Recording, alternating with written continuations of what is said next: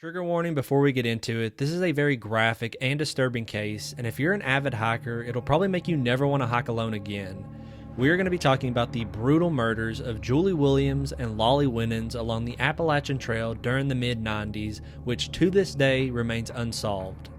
Julie Williams and Lolly Winans was a lesbian couple that met about a year prior to their murders while both were staying at a women's camping retreat, and both quickly bonded over their shared love of the outdoors and hiking America's national parks. The couple's relationship for the majority of it was long distance, and they only got to see each other every couple of weeks, and so the little time they had together was precious to them, and they decided to spend that time hiking and camping out in the middle of the wilderness for several days at a time. A shared dream that both women had was that someday they would like to hike the Appalachian Trail together. About 2 months before the murders, Julie actually moved to be closer to Lolly, and now that they had more time to spend together, they decided to make their dream a reality.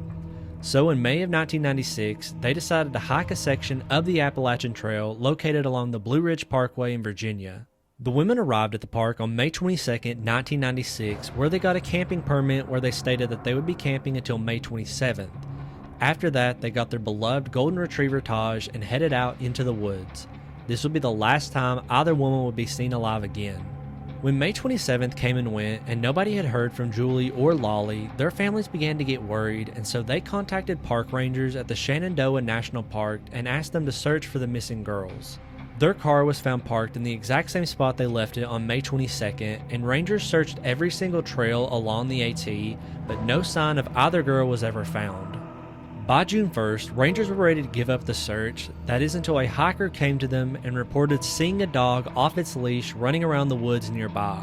Rangers set out to look for the dog, and they eventually found it, and it did indeed turn out to be the missing couple's dog Taj, who otherwise seemed unharmed, although several rangers mentioned that he seemed anxious. Now, although this was a good lead, the couple was still missing. That is, until later that evening.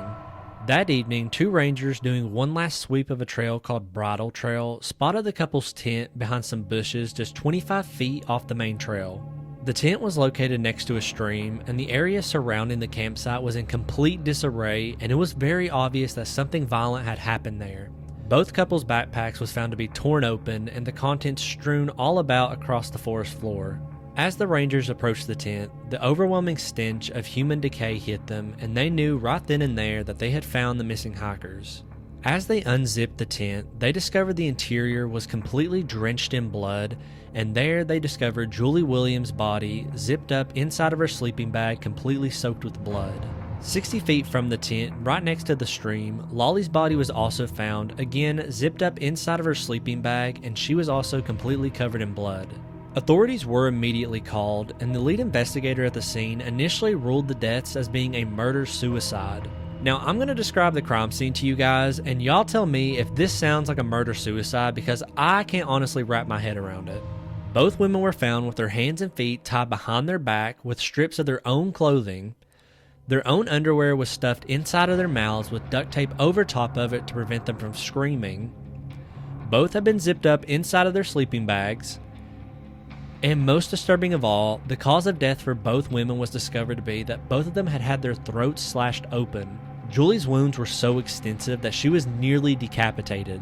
So again, I'm not sure how that reads as a murder-suicide. When the lead investigator was asked later on why he came to this initial ruling, he simply stated, because 99% of the time when you find a couple dead, it was most likely a murder-suicide.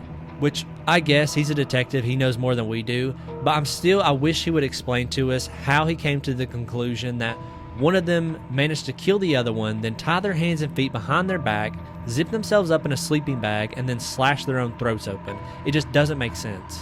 The lead investigator on the scene was so confident that it was a murder-suicide that he initially told Crime Techs that they didn't need to collect evidence and that the crime scene didn't need to be taped off from the public. Now, several officers on the scene and techs at the scene refused to obey his orders, and they went ahead and collected evidence and took photographs of the crime scene, and thank God they did, otherwise we'd probably know less now than we already do. Now, looking from it from 25 years later, there's probably several reasons why the initial investigation was so shoddy.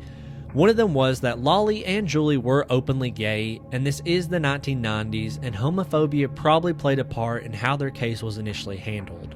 Another reason is that national parks don't want to be associated with two very violent and brutal deaths, because national parks have to report every murder that occurs in their jurisdiction, so if they don't have to do that, they're not going to do it.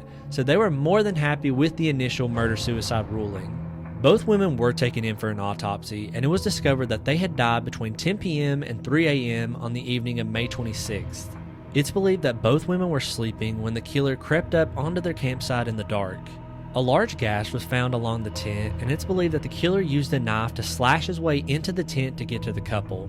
Both women bore signs of torture, and it's believed that the killer kept them captive for several hours, torturing them before murdering them.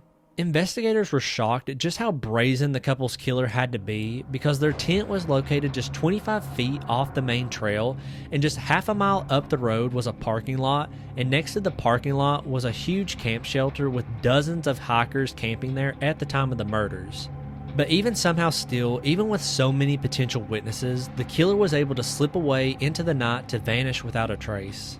At the campsite, police also found Tasha's collar attached to a leash tied to a tree next to the camp. The collar had actually been cut off with a knife from Taj, and it's believed that the killer had freed the dog after he murdered the couple to prevent him from barking and alerting police to the location of the bodies. Over the years, multiple suspects have been looked at in connection with the murders, including a man named Daryl Rice, who just a year after the murders was arrested for attempting to kidnap a female hiker just a few miles away from the murder scene. Daryl even made several incriminating statements regarding the murders, including stating that he hated gay people and that that's the reason Julie and Lolly were murdered. Sadly, no actual concrete evidence was ever found to link Daryl to the murders, and he was eventually freed and is now free from prison and living his life. Another prime suspect is an unidentified man and possible serial killer nicknamed the Route 29 Stalker. Reports of this unknown man began popping up all over Virginia in 1995, and all of them were eerily similar. Women driving alone along Route 29 began reporting a blue beat-up pickup truck tailing them, which would eventually begin honking its horns and flashing its lights in an attempt to get them to pull over. If the women didn't pull over, the truck would speed up beside them, and then the man driving it would begin yelling and hurling obscenities at them through his window before driving off. However, if they did pull over, the driver would get out of the car and tell them that he saw something dragging underneath their car, and then offer them a ride to a nearby payphone so they could call a tow truck.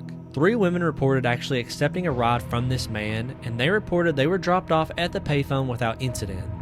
However, upon further inspection, it was discovered that nothing was wrong with their cars. Police now believe that these incidents were the killer perfecting his MO before he actually kidnapped someone, which would occur just 2 weeks before Julie and Lolly were murdered.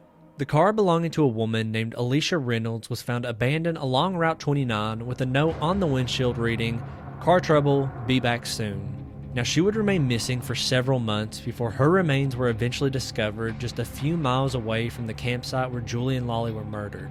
To this day, no one has been arrested in connection with her murder, and the Route 29 stalker remains unidentified. Julie and Lolly's case still remains open, and police state that it is very active, and they hope one day the killer is brought to justice, and until then, they will not stop hunting them. Thank you guys so much for tuning into my first video. Please like and subscribe, and I will be back in a few days with another new case.